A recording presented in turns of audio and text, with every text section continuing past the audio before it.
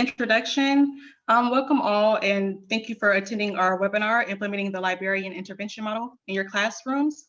Really quick, I just want to say, if you do have any questions, please wait until our Q&A session to type in your questions in our chat box. Also, just keep in mind, if you hear us say LIM, just replace it with Librarian Intervention Model. Okay, so let's go ahead and get started. What is information literacy? Information literacy, which, as Katie stated, is our LSSC QEP topic. It is the ability to identify, evaluate, use, and cite information effectively. This is the short version compared to ACRL's definition that states information literacy is a set of integrated abilities encompassing the reflective discovery of information, the understanding of how information is produced and valued, and how the use of information in creating new knowledge and participating ethically in communities of learning. So why is information literacy important? It is important to learn information literacy skills to help navigate through information overload, which we experience every day.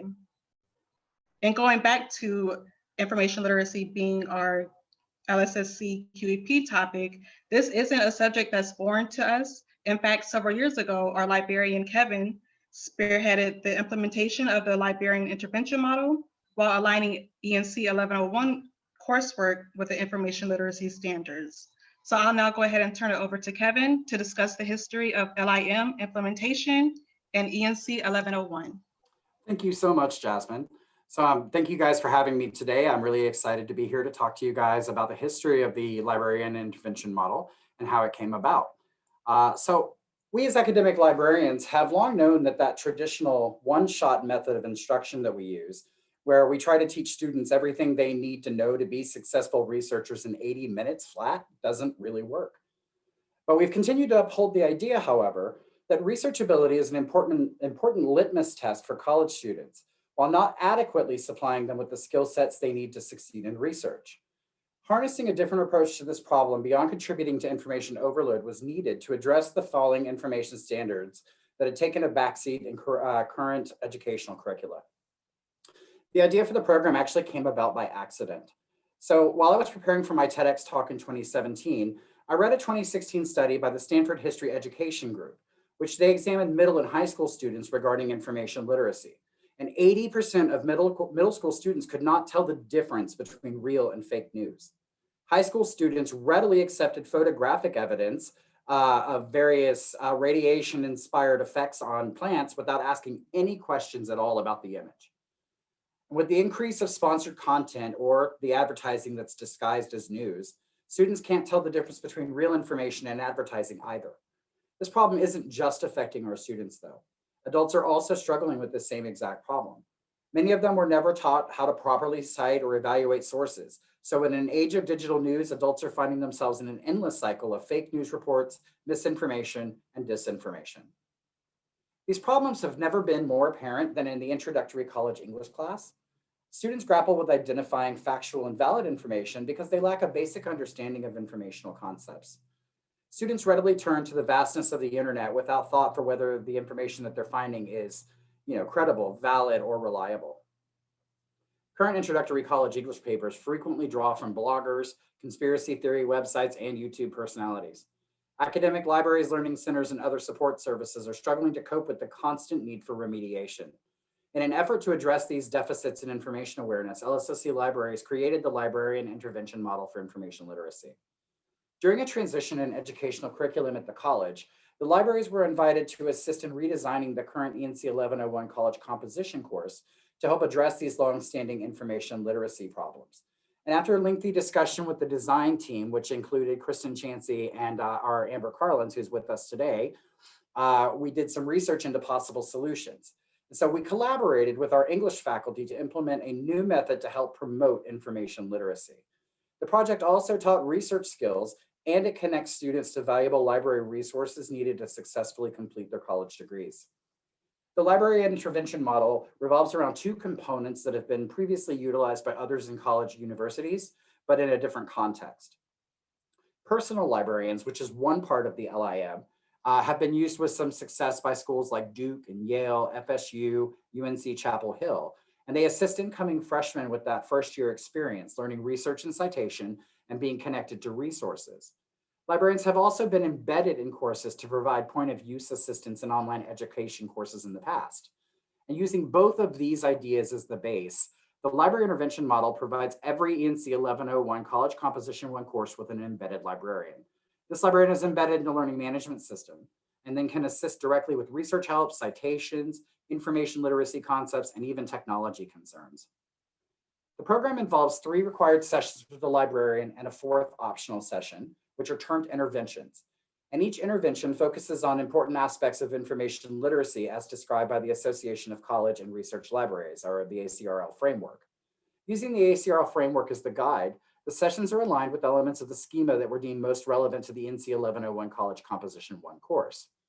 While the important element of the program is to get the students the information and assistance they need when they need it, it was also to put librarians in front of the students more directly, more frequently, to hopefully encourage students to make better use of library and library resources as part of the personal librarian element of the LIM. For some reasons, academic librarians seem to have a scary aura that puts students off. Putting us in front of the students more frequently shows students that they can come and talk to us without fear.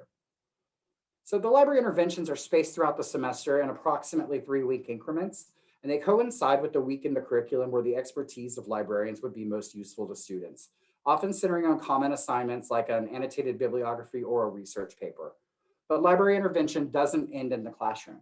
Since the librarians are also embedded in each section, they can instruct students by examining annotated bibliographies, research papers, and all these other assignments to correct issues with citation and formatting that are common across all of the sections. The librarian can then send out updates, announcements, and links to resources that can address these issues as they arise. Targeting information literacy concepts early in a student's college career leads to better research papers, better citations, and opens doors to critical inquiry that exposes students to new ways of thinking. It has additional effects on each student's ability to make informed decisions, understand complex issues, and identify media bias, which ultimately leads them to better civic discourse, or at least that's the hope. The overarching goals of the original librarian intervention model for information literacy were to teach students important concepts and information to help them become more fluent users of research, to attain a greater understanding of citation, MLA and APA formatting, and to connect students with librarians and library resources. Based on the data that we collected from course reflections, survey results, and keyword analysis, the library intervention model was immensely successful. Students left ENC 1101 College Composition with a better grasp of the importance of academic style and writing, the proper way to format papers, and a deeper understanding of the structure behind citation systems. Demystifying citations and formatting have helped increase student confidence in their own writing and opened up a larger world of academic research and resources that students will utilize throughout the college experience. Instructors have reported anecdotally that they had seen an uptick in quality sources and better citations since the implementation of the program originally in 2017. Though the project has changed slightly, in that we've opened up some of the restrictions on scheduling and made modifications to the required number of classroom visits, the program is still in use in ENC 1101 courses with great success. And I'm honored to have my design be such an integral part of the LSSC QEP. I look forward to seeing how it grows as it moves out into the college in the coming years. At this time, I'd like to turn it back over to Jasmine Simmons now, who's going to talk to you about how the program is being used in our QEP across curricula. Jasmine? Thank you, Tevin. Yes. So based on these early successes of the LIM model, for the QEP, we will modify and expand this to other disciplines across the college. So QEP plus LIM equals making information literacy campus-wide, which is our goal for our 5-year QEP plan. So a few things that we've added as far as making some modifications and adding programs. For the QEP, we've added our information literacy training. And this training will be called our CILI training, which stands for Certified Information Literacy Instructor. And this is open to all of our faculty and staff to help them grasp the LI concepts, as well as modifying or even developing new research assignments. The next thing that we added was the librarian intervention levels, which is optional to the faculty members. This just gives them the ability and the flexibility to work with a librarian, and it's based on how comfortable they feel and what they need and what they feel they need for their students. So for instance, we have 4 different levels, and we do have this information on our QEP website at lssc.edu/QEP. We have 4 different levels. Our level 1 is no collaboration. Level 2 would be minimal collaboration. Level 3, intermediate, and the 4th, substantial. And then we've also included an information literacy summit, as well as assessments. And this will be something that we do every year. And this will be led by our LI ambassadors with library support. And during these LI summits, the LI ambassadors, who will also play a key part in this project, they'll also help with leading conversations and document improvements for the following year. So we actually did pilot in the summer in Toni Upchurch's public speaking course. And in the fall, we actually did it again. And we also included BSC 1010C, our biology class here on campus. And we do have our results from that, which we'll get into later. So when Toni Upchurch first came to us at the library, she did give us our assignment, and we did create some information prior to her revising her original assignment. So here you can see she did want them to look at some credible sources. She wanted them to cite their sources. And then we also included some information about where they can go to learn more about how to actually evaluate the information that they find to make sure that it's actually a credible and reliable resource for their speeches and their papers. So what the library did was we made sure we sat down with her to go over the LI rubric and the different outcomes that she wanted to apply. So again, going back to what is information literacy, we have 4 of our outcomes, which are also our student learning outcomes for the QEP: identify, evaluate, use, and cite. Toni Upchurch did apply all of these outcomes. However, we do give the faculty member an option to include however many they want. It can be 1 of the outcomes, 2 of the outcomes, or all 4. And we do want you all to keep in mind, especially faculty, this will be something that will be graded separately by our evaluation QEP team. We also have our QEP assignment template. And this is also used to make sure that everything in that rubric we're aligning with. And we also have a structure of what can be added, if there needs to be any clarification on what type of sources they can have, or how they should cite their sources, whether that be MLA or APA. We just want to make sure that that is specified in the instructions and that is clear to the students. We also gave them tips on where to go, and we also added some examples. So if Toni wanted them to cite something in MLA, we actually had an example for them if they weren't familiar at that point prior to our information literacy sessions that they attended, then we did have that for them as well. And then lastly, we have the planning checklist for research assignments. And this is just to ensure that the new information literacy assignment aligns with the QEP standards, the QEP outcomes, AKA the ACRL information literacy standards, and to ensure that the faculty has a list of resources ready to guide their students successfully through the research process. So Toni Upchurch selected level 3. Again, we do have 4 different levels. So one of the things that we did for the 2 instruction sessions, they were actually recorded for the second assignment focused session. And then for the first, which was our introduction to the library, this was a live session that we had for all of her courses combined to have that option to attend if they wanted to. And that was also recorded as well so that the students can go back and watch that video, as well as the assignment focus. That was one that we also embedded into the Canvas show for her students. And then also we do have a research guide. Upon completing the pilot, we are going to discuss a little bit about some of the changes that we want to make as far as feedback from our student survey, as well as what we saw once we assessed the assignments that went through the QEP pilot. So some resources that we added to her Canvas shell was access to a librarian, which was myself. I was embedded in her courses. So if her students had any reference or research questions, they messaged me via Canvas. We also had direct links to Ask a Librarian chat service for them. And we also added a link to the SPC 2608 research guide. And this is just some of the things, some of the questions that we had from the survey at the end of the semester. 75% of students said that they did attend or watch the recorded library instruction sessions. 56% said that it was helpful for them. 69% before watching the videos or attending the videos, they said that they were comfortable navigating the library's website, which was good to see. 63% said that they felt comfortable using the LSSC library services, such as our virtual chat service and our library loan and subject guides. 82% said that they were successful in finding library resources for their research assignments. And again, this was before, well, actually, no, this was after the instruction session.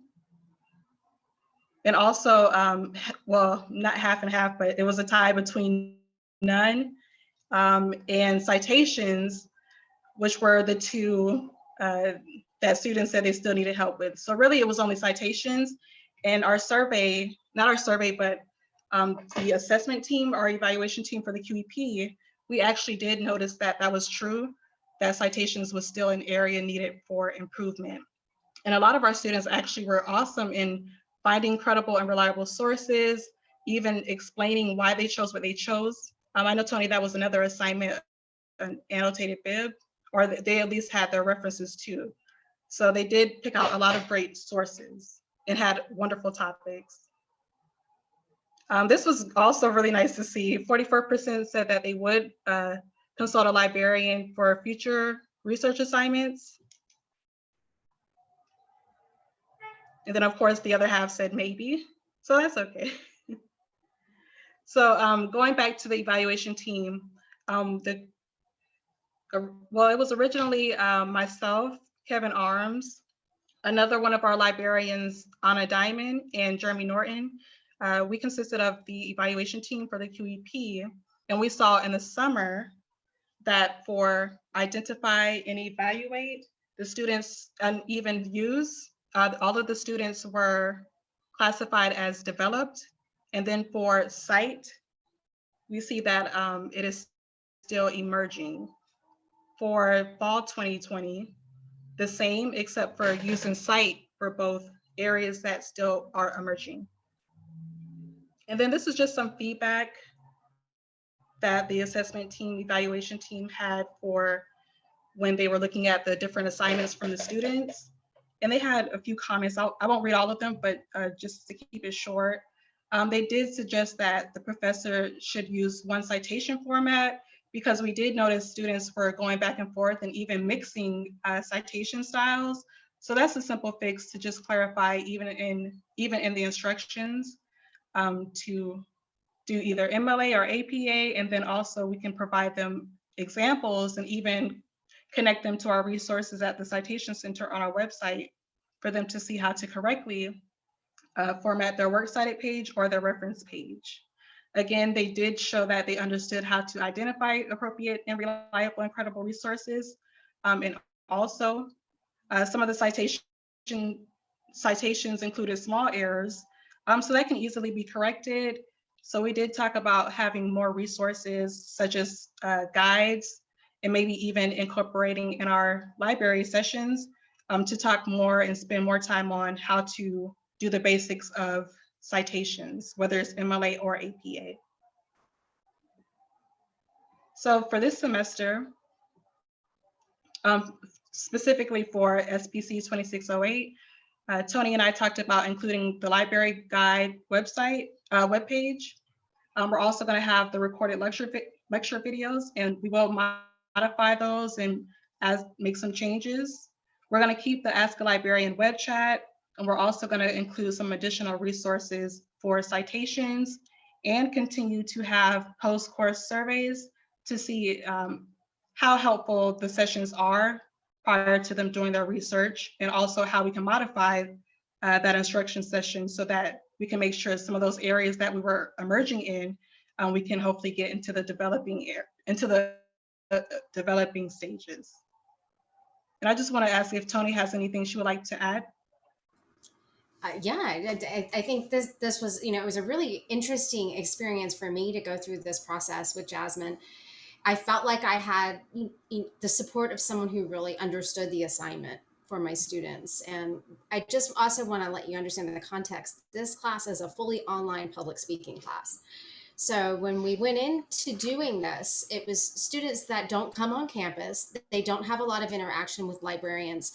And we've kind of unveiled some tools for them that they probably did not know were available to them, especially having live librarian instruction online. So I think that was a really nice thing that we were able to do in this class over the summer, because I was able to get feedback that was really positive from my students. They had nothing but positive things to say. At first, I was apprehensive. I thought, oh my gosh, these librarians are going to come in, they're going to change this assignment that I've been working on for 5 years, pretty much adding to more than subtracting, right? I'm sure you know how that feels.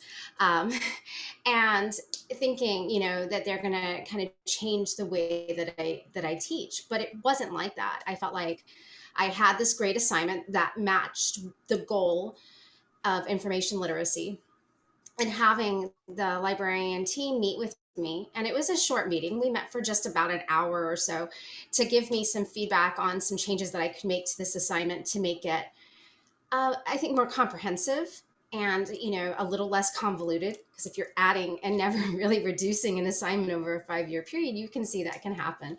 And sometimes it's hard to see without having a second set of eyes. So they were able to give me some very valuable feedback, and I still had autonomy, right? I could still suggest, no, I really want to keep this, but really it was more about just making it a little bit more accessible for students. And then because Jasmine was so familiar with this assignment, working with my students in a live setting online virtually, and it was optional for them to attend this. And it was neat to see so many chose to attend. But she was so familiar with the assignment, it was really nice for her to guide them through the process. And they felt like they had her in addition to me, right, as a support system. And so students were really, I think, grateful for that experience. As the survey results suggested, they did get a lot out of it as well. And then seeing the growth, and I do want to let you know that I think the growth is very significant in the summer session when we had the live librarian instruction, when Jasmine was able to meet live. In the fall, we had a lot of changes that had to take place. All of my classes went online to an online format. And so I didn't have Jasmine meet live with my students. I only provided the video lectures. And I think we can see that change when we go back and look at those fall numbers. The students didn't perform as well. So this is just, I think, even more proof that this is, really making a difference for the students, how they access this information, how they use this information. And then, of course, it was revealed to me that they needed more help with citation through this process. And so now I know that's something I can offer them in the class. So overall, I mean, kind of looking at what I've learned and gained from this, it's all a win for me. And I think the students really did benefit. I mean, I can see that, right? It's like, it's viable data saying that students really did get something out of it, but even more so, I think they told me that they found it to be beneficial. So it was just a really cool support system for them. I would recommend it, even in a public speaking class. So, kind of thinking of it like this works across disciplines. It's not just for an English class or just for a biology class. It can work, I think, in a lot of different classes really, really well. So that's my feedback. Thank you, Toni, for that feedback. And I just want to give her a huge thank you, because a lot of times, no offense to the faculty members at other institutions that I've been at, but a lot of times they don't really want to work with the librarian. They think there's nothing really we can offer, but there's a ton of things we can offer, even tips, tricks that they probably haven't ever seen before. So even just collaborating with them, in a sense, is like reaching out, seeing what we have to offer, seeing how we can collaborate and even redesign a simple assignment or even create one. It's definitely a collaborative effort. So I'm very thankful that Toni actually took the chance to get this pilot up and running earlier than we expected. So we appreciate that. And hopefully with everyone attending, you will reach out if you're with us at LSSC. Hopefully you'll reach out and take part of this program. It's definitely going to be beneficial to not only you, but of course your students, most definitely. So thank you, Toni. No, thank you. And Kevin for bringing this. Yeah, you were really Right. And, oh, too, very knowledgeable, and the students really appreciated that support. So I think it goes to say we have great librarians, but people who have been attending today know that. So right. Give me 1 second. Sorry. 1 second. So we have one more slide before the Q&A. And this just goes back to how to get involved. If you are a Lake-Sumter State College faculty or staff member, you can actually contact us at our email, qep@lssc.edu, and we can send you more information about how to become an information literacy instructor and or an information literacy ambassador. And there is a difference between the two. If you do want to become an information literacy ambassador, that will definitely require more than just the SILI training. And you can also just do the SILI training to have that certificate. But the Information Literacy Ambassadors program is definitely something that will be more of a commitment. It definitely won't be hard work. It'll be, I believe, very fun and a learning experience. So please feel free to reach out for more information if you want. For other faculty joining us today outside of LSSC, just some advice to the librarians. I would suggest you can definitely reach out and join department meetings to talk with faculty about some of the services that you offer in the library, and also offer to create online guides. Right now, with the situation we're in now, this is the perfect opportunity to showcase some of the online services or even resources that you have available to either the English department, speech department, any department on campus. Just reach out to your faculty. Sometimes that's hard. I've been to institutions where they didn't want to give you any voice or any opportunity to actually tell them what you're about. So that's just my tips for the librarians. Reach out to faculty, never stop, offer instruction sessions for their students, and continue to promote your services and resources. For faculty, reach out to your librarian. They're there to help you. So although you may think that you don't need them, I guess I would say just don't think that way. Be open-minded and see what we can offer you, because I'm telling you, there will be some things that you didn't know before. I've worked with faculty members in the past who actually told me that when I did their first instruction sessions, even you, Toni, you told me that you've learned some things that you didn't know before. So that's definitely rewarding, and we are here to help. This is what we do literally every day. So please don't feel like you're bothering your librarian. If anything, they want you to reach out. So that's just my little advice to others that are attending today with us. And I do want to go ahead and start off our Q&A. If you do have any questions, please type those in our chat box. But for now, as you guys are typing in your questions, we have our first question for Amber Karlins. Hi. So as you can see on the Hey, screen, Amber. at least if it holds put, the first question is about my involvement in the initial librarian intervention model. And as Kevin already really quite adequately addressed, this was a very collaborative process. So it was sort of born out of a dual need, in that the librarians had identified a need and were looking for a way to meet it. And the English faculty had identified a need and were looking for a way to address it. And we very quickly realized that we were the solution to each other's problems, I would say. And so for me, my version of the development of the librarian intervention model looked very different from the kind of LIM that you're going to see in your courses, because as Toni's described, for her, it was more, I've brought an assignment, they've helped with this assignment.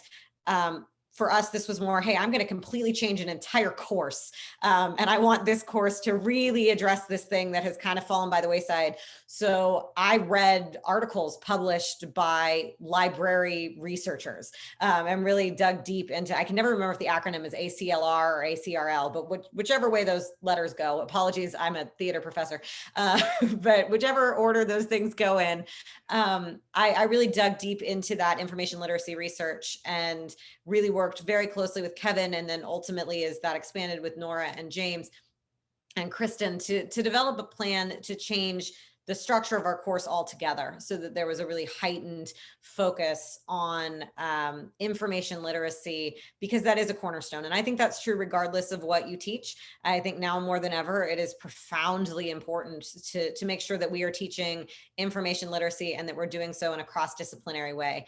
And as a, I teach theater, but I also have a very strong background in English and in research, and I'm a professional researcher myself. That's a lot of what my writing work is, but I still recognize there are a ton of things that I don't know. Librarians objectively just know more than I do. And so it's silly of me to try to take something exclusively into my hands when I have this amazing resource right there who can help me do it better. So that was it for us. It was just this sort of process of identifying a need and then working very collaboratively from the ground up to redesign a curriculum that was going to address that need as a really central component. Thank you, Amber. The next question is, Jenny. The next question is for Toni Upchurch.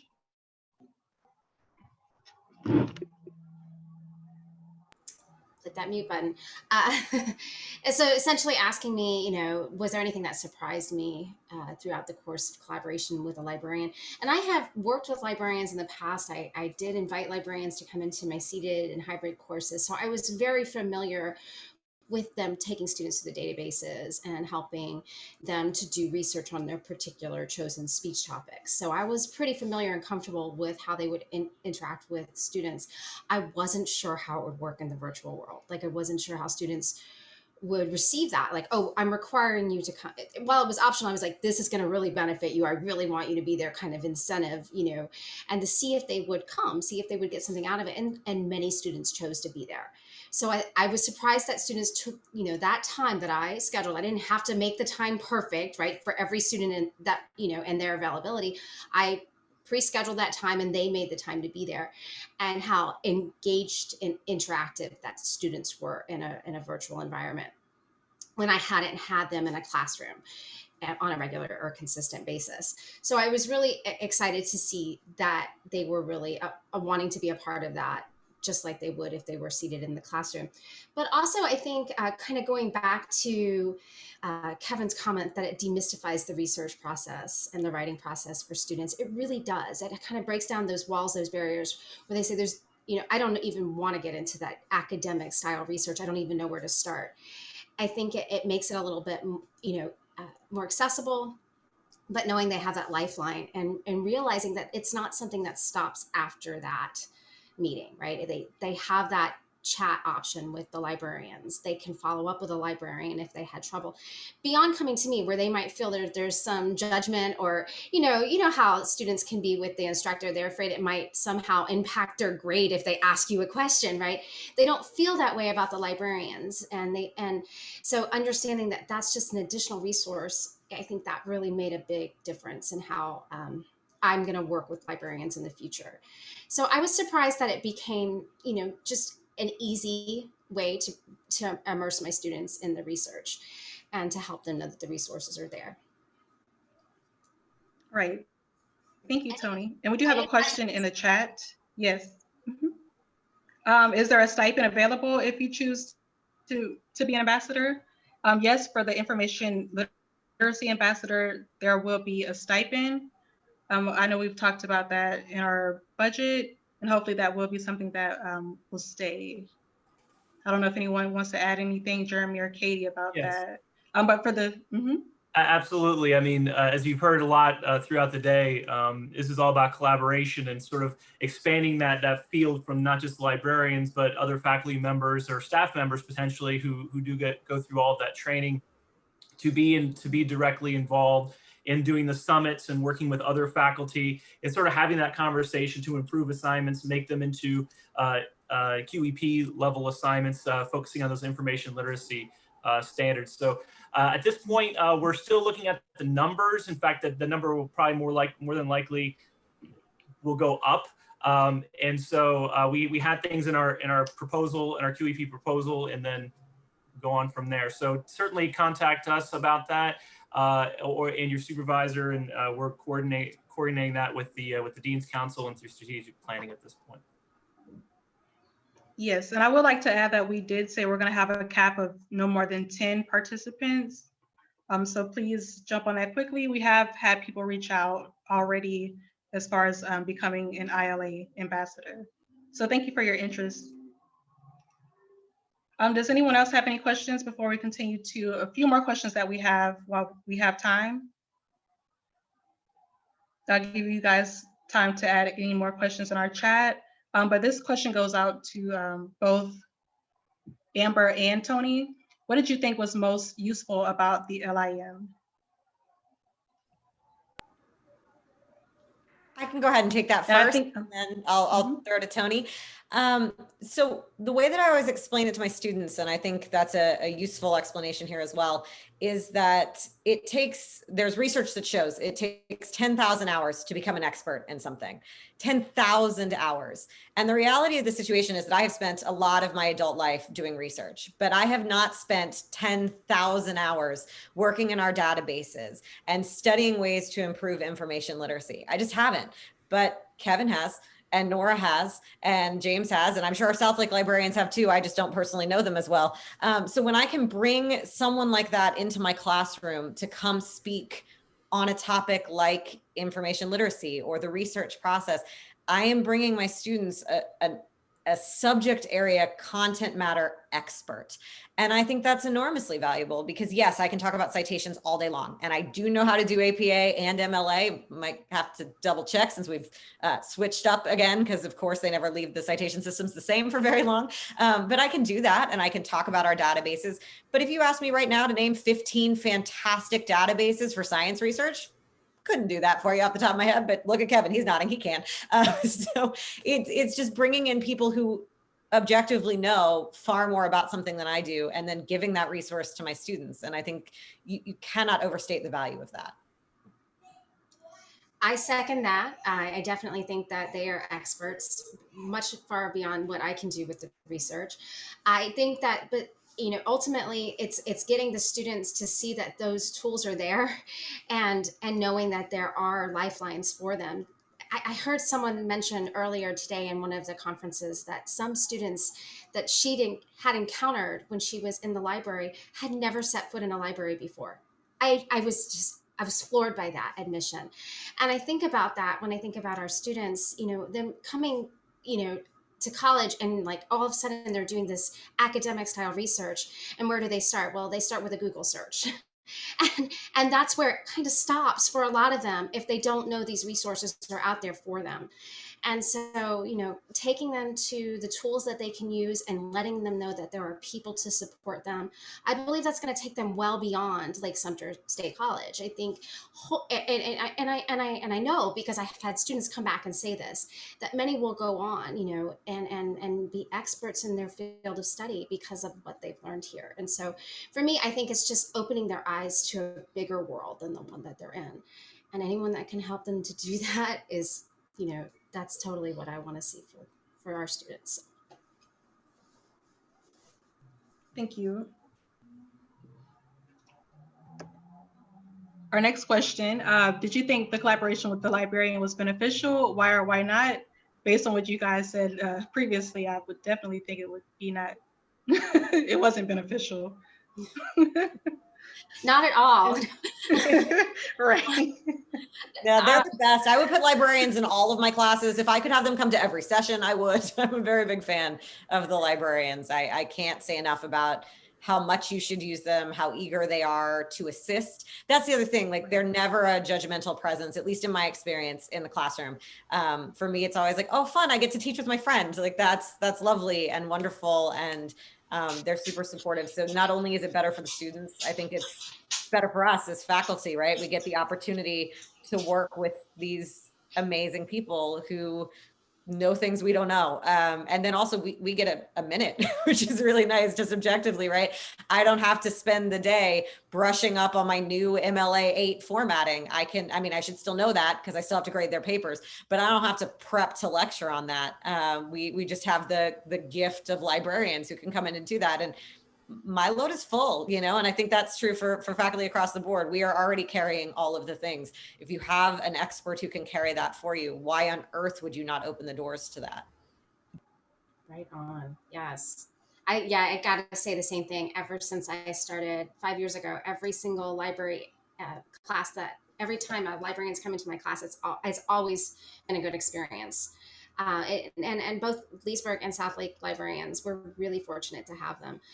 I don't know if it's just librarians in general, but it's sort of been the experience that I've had. So it's always been a really positive experience, and it lets us, you're right, take a break, and we have an expert in the room that just can introduce our students to something beyond, what they've already experienced. So it's always yeah, I mean, we're still very present. Like I just want to make sure no one's picturing me like eating bonbons. But it is just really nice to know that part of the instruction is being handled by someone with extreme knowledge, because it would be, if I was trying to teach the way that we do ENC 1101 now, where I'm teaching, APA research on report writing, and we're digging into databases that would never be relevant in my area of research, the legwork that would be required to really verse myself with all of the databases and what's going to be best for each one of the millions of topics that my kids can choose. I mean, that would be hours and hours and hours and hours and hours of prep.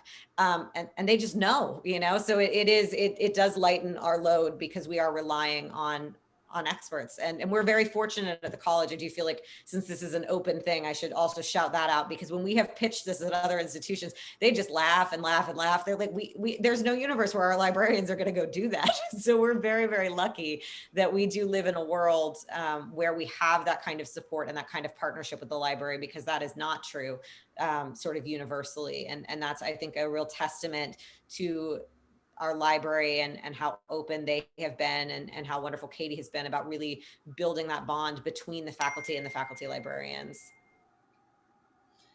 And I just want to add too, being a part of this QEP process is just formalizing it that much more. And I think it's going to help even refine how the library instruction is able to meet a greater need. So it kind of helping us reach capacity in some ways. Just being a part of this process has been really unique in that. Thank you so much, Amber and Toni, for that feedback.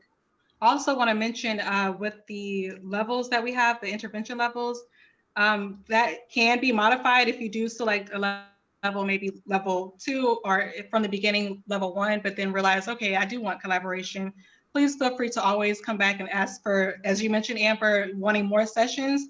We're here for you, so don't feel like you have to be restricted to just all of the things mentioned under each level. You can always ask for more, collaborate in any other way that you feel that you need for your classroom. I believe we have one more. Oh, I think that was all of the questions.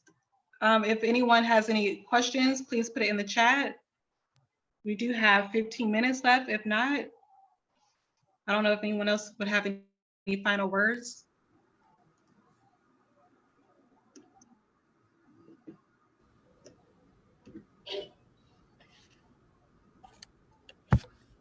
Is there any other questions about the QEP or library intervention model at Lake-Sumter?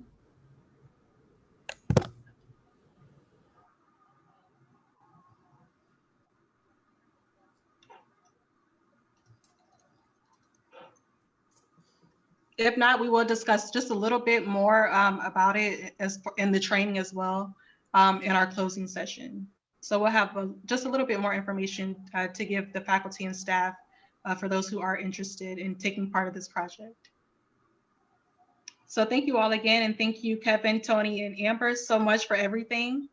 And if we don't have any questions, then I guess that's it. Thank you guys so much. So much, everyone. Thank you. Have a great day.